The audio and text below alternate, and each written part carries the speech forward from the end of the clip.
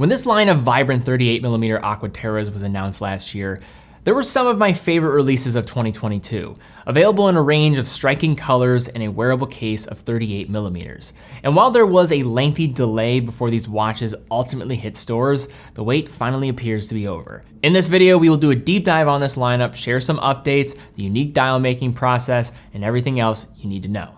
Let's jump in.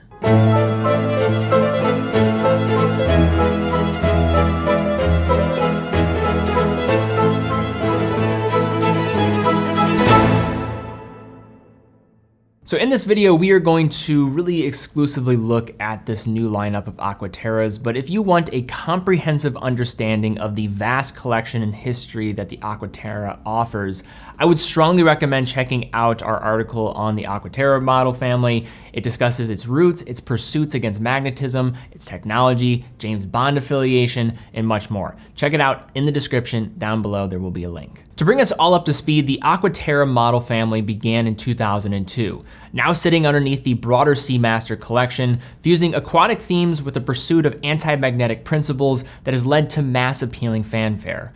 In 2022, entered a new colorful lineup available at 34mm and 38mm, which was the talk of the watchmaking town upon their unveiling. The two sets of 5 watches has come to be known as the Aqua Terra Shades, being Omega's own take on the colorful, popular trend of dials that was established by the Oyster Perpetual in the last few years.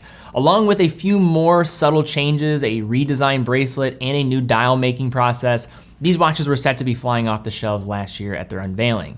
However, mysteriously, these have taken a long time to hit the market. Part of this was potentially a byproduct of production delays of the new dial making process, as well as my own theory of making some last minute changes to the date window. For the sake of covering these models, we will start outward and then work our way in, beginning with the case and bracelet, as there are some new updates to share. Now, one of the hallmarks of the Aqua Terra collection has always been its versatility in case size, with a wide variety of diameters having made their way into the collection over the years.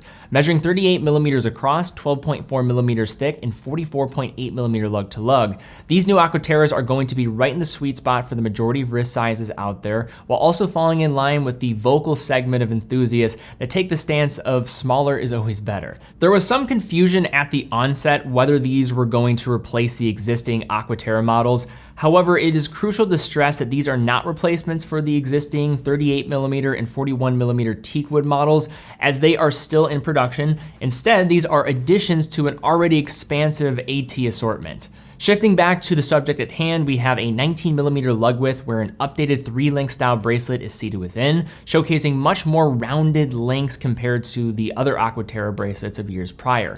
Tapering to 17mm, the bracelet culminates with a signed dual deployant butterfly clasp that operates well in practice, while unfortunately lacking micro adjustment capabilities. Luckily, the smaller link style means finding a perfect fit could be more manageable compared to other models that don't have micro adjustment, but not as easy as those that would have this finer adjustment option.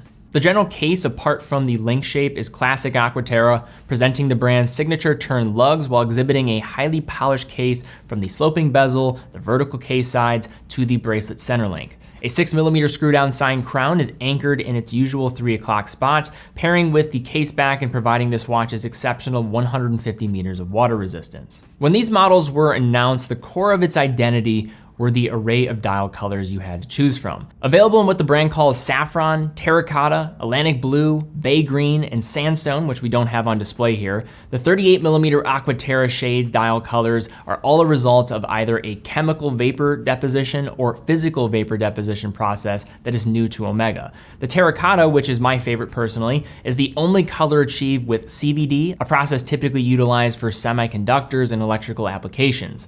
In this process, a brass dial blank receives a chemical color treatment that creates the terracotta shade before being brushed for a sunray effect and then finally coated with a lacquer to add shine while sealing the surface. So there's no question that the saffron and the terracotta models are going to be the most eye-catching, but one thing that surprised me about the other 3 is they are rather understated. So just because this is all about color with the theme of these watches, I wouldn't be so worried in terms of those other 3 models, as I do think they're really versatile and are not too loud in the process, and none of these ever get to the edge of being ostentatious. Beyond the color, these dials offer an adaptation on the basic Aqua Terra design with angular trapezoidal indices and the established handset. Perhaps the biggest criticism of these watches when they were initially announced were the date windows, which featured a simple cutout on the dial without a framed window.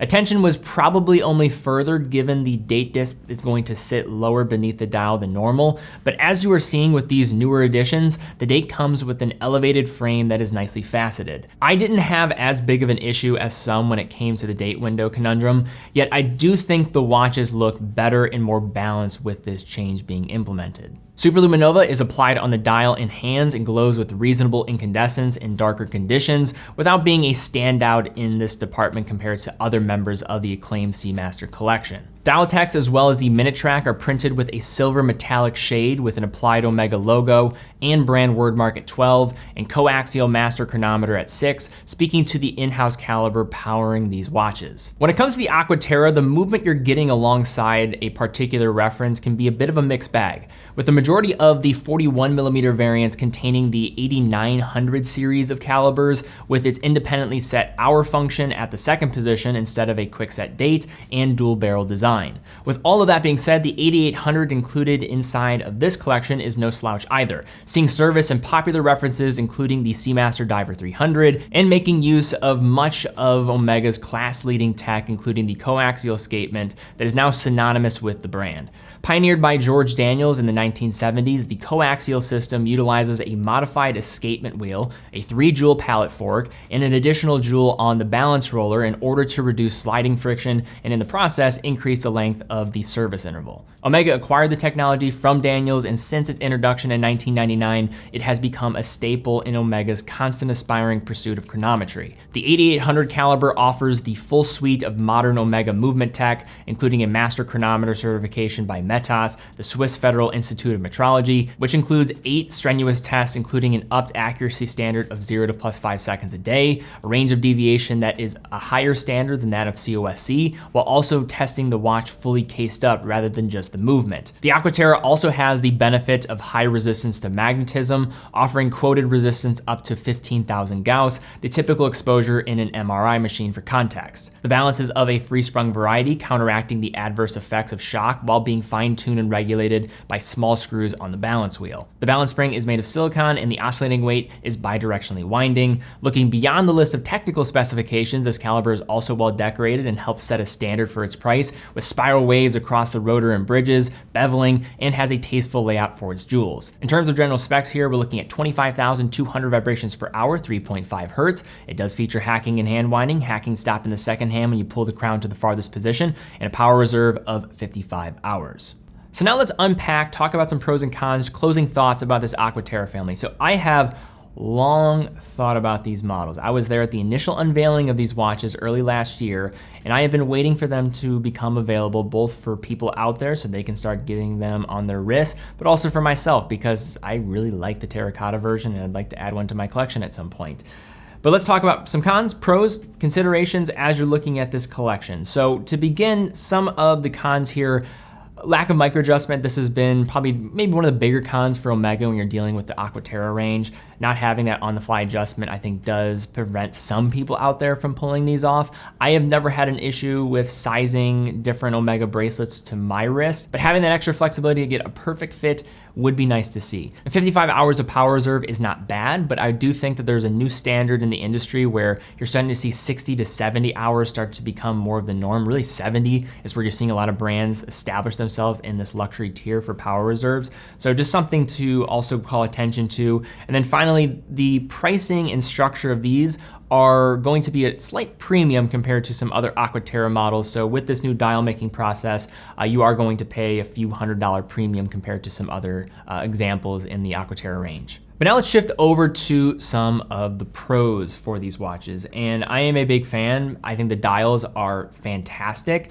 They're not all the same in terms of their approach. The saffron and the terracotta are the more striking of the examples, but the other three very understated. So that you hear all this talk about the shades and being colorful, you see this as maybe being a straightforward approach across the entire collection, that this is all about color, pop, and being very vibrant. And some of them definitely are more than others, but also the sandstone and the blue, the green, more of a subtle type of approach. But all of them are fantastic. I also do want to stress again that this is not cannibalizing what already exists with those teakwood style Aqua Terras. This is an addition to that, and for that, I don't think you can get mad. Now the sizing also I am a huge fan of. I think 38mm is a phenomenal size for the Aqua Terra family. Some that want something larger, of course, they still have those 41mm options available to them. But another factor about these 38mm watches is that they are thinner. You're talking about around a half a millimeter thinner than the 41mm options. The bracelet on wrist, very comfortable. I like the rounding of the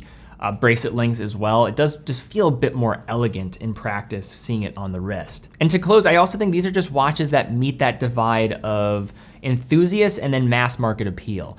The reason why I think Omega made these watches is, of course, because of some of the trends that were happening. You, of course, referenced the Oyster Perpetual and things that were going on there, but they did it with their own spin and their own style. The dials are not anything like that. They have their own approach and manufacturing that makes them unique. But is this one of Omega's great innovations in terms of creativity? Not exactly, but that's not what this whole collection's about. What it's about is just delivering a no-nonsense watch that just looks really cool. And these dials do that with flying colors.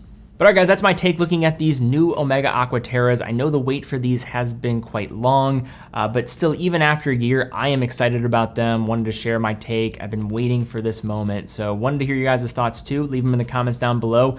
You like these models? Do you not like these models? What are your thoughts on some of the changes that they've made, even since the initial unveiling with the date window? I know a lot of people, that was like a big sore on the dial for some. So to see this change, I think pretty cool to see Omega look at that potentially and see some maybe feedback from consumers or potential consumers and change that before rolling these out to the market. So if that is one of the reasons why these were slower to roll out, I think most people will be okay with it. If you enjoyed the video, please give it a thumbs up, subscribe, and hit the bell icon. Really would appreciate that as well. Also check out TeddyBaldassarre.com, full authorized dealer of 30 brands, quick and fast fulfillment, dedicated customer support, and full factory warranty for all the products that we offer. How we're able to fund all of these productions is through selling watches on our site. So if you are in the market for a watch, we'd love to have your business. We know you can buy a watch essentially anywhere nowadays, but allows us to keep doing what we're doing here, bringing you great content, and we love what we do. But guys, thank you again so much for watching. Be well, and I will see you all very soon.